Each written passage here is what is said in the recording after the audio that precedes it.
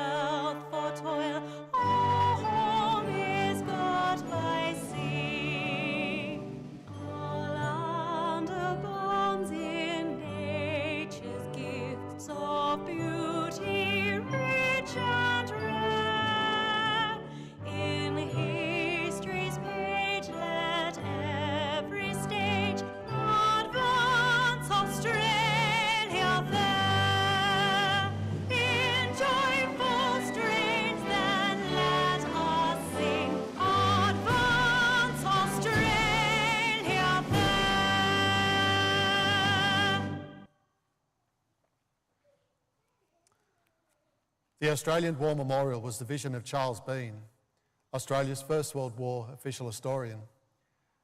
Bean landed with the Australian troops on Gallipoli and stayed with them at the front through to the end of the war. The idea of this National Memorial and Museum came to him at Pozières, France, in the depths of the bloody fighting of 1916. Bean's idea was that this would be a place where families and friends could mourn their loved ones buried in faraway places. It would also be a place that could help all Australians understand what these men and women had endured and what they had done for us. Bean's vision, to which we remain true, is best expressed as inscribed in the entrance to the memorial's galleries. Here is their spirit, in the heart of the land they loved, and here we guard the record which they themselves made. Tonight, we will read the story of one of those on the Roll of Honour, behind one of those on the Roll of Honour, which lists the names of more than 103,000 men and women who have given their lives for us in war and on operations for more than a century. But first we present a lament, Flowers of the Forest. Wreaths or floral tributes will now be laid at the base of the pool of reflection.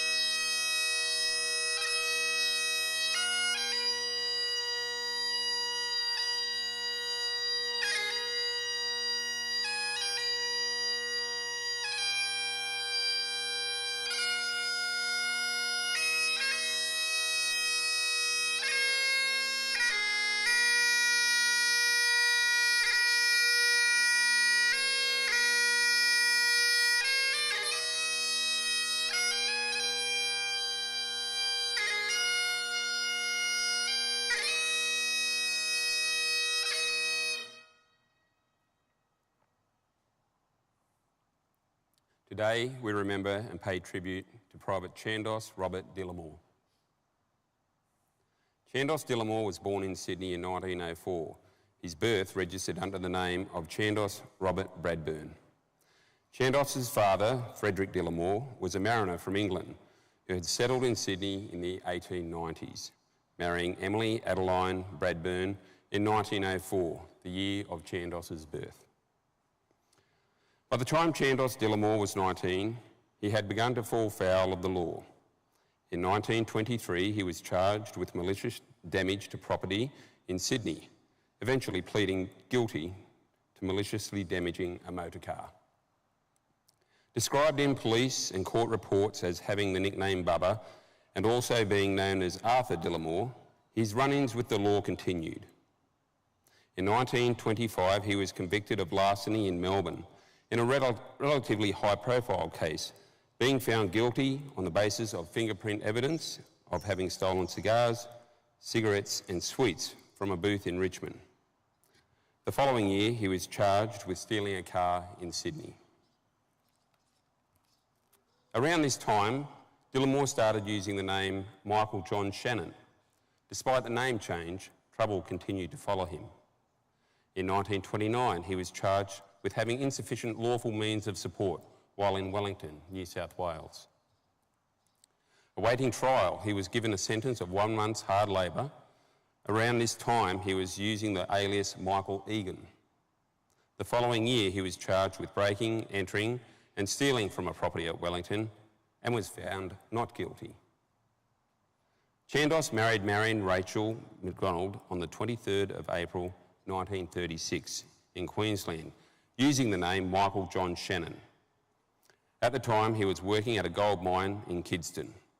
The following year, he was charged with travelling on a train without paying a fare. Chandos Dillamore enlisted for service in the 2nd Australian Imperial Force at Brisbane on the 20th of February 1941. Using the name Michael John Shannon, he claimed to have been born in Liverpool, England, on the 14th of April 1906. With brown hair, hazel eyes and tattooed arms, he was about 36 years old. After joining a training battalion, he began training at Redbank Camp and was soon allotted to reinforcements to the 2nd 25th Battalion. In early March, Dillamore had a period of pre-embarkation leave before embarking from Sydney on the 7th of April 1941, bound for overseas service. Arriving in the Middle East in May, he was found absent without leave and fined. In August, he was again found absent without leave and fined. In August, he joined his unit, the 2nd 25th Battalion.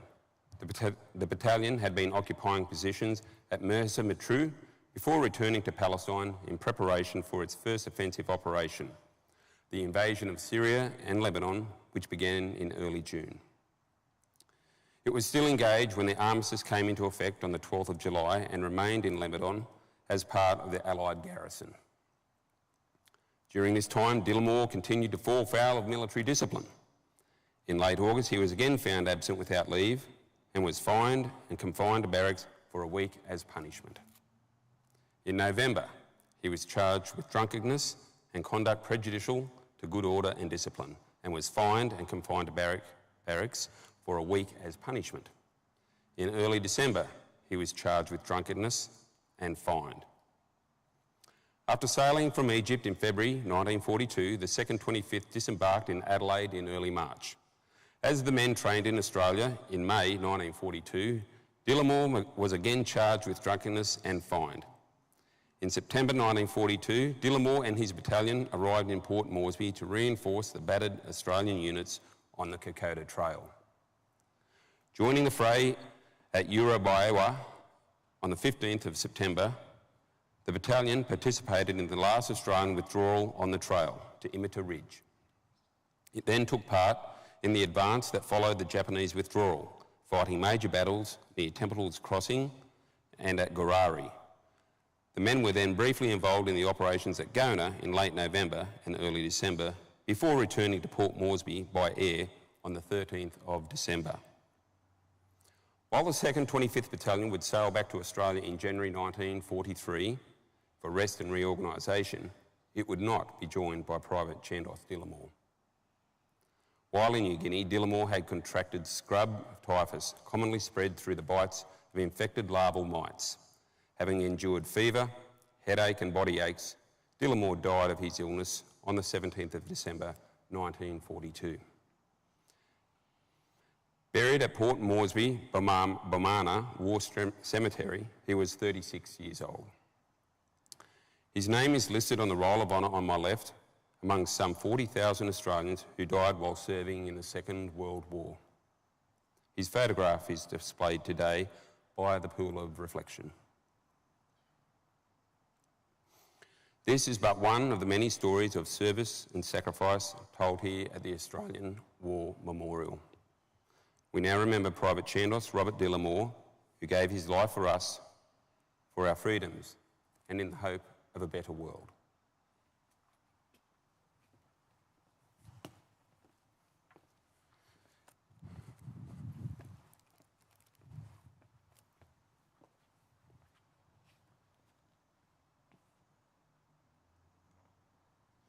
They shall grow not old, as we that are left grow old. Age shall not weary them, nor the years condemn. At the going down of the sun and in the morning, we will remember them. Remember.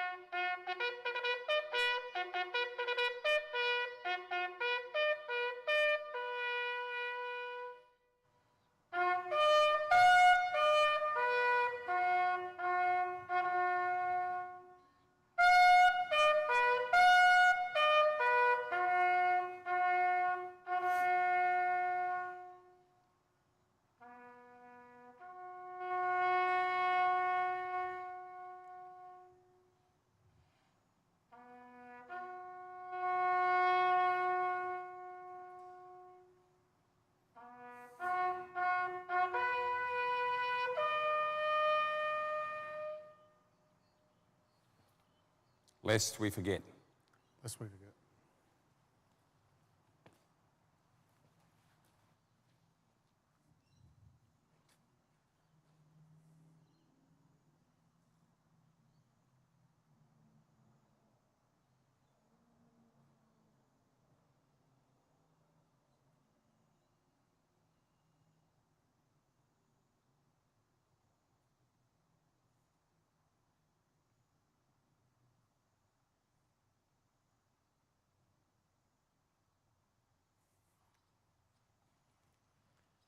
We leave you this evening with the words of the memorial's founder, Charles Bean.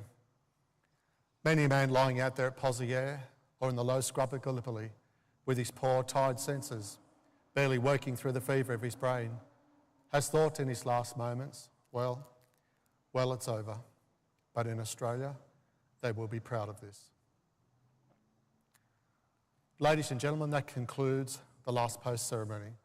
On behalf of the Director, staff and volunteers, we thank you for visiting the Australian War Memorial today and for your continued support during the Memorial's development project. We wish you all a very pleasant evening.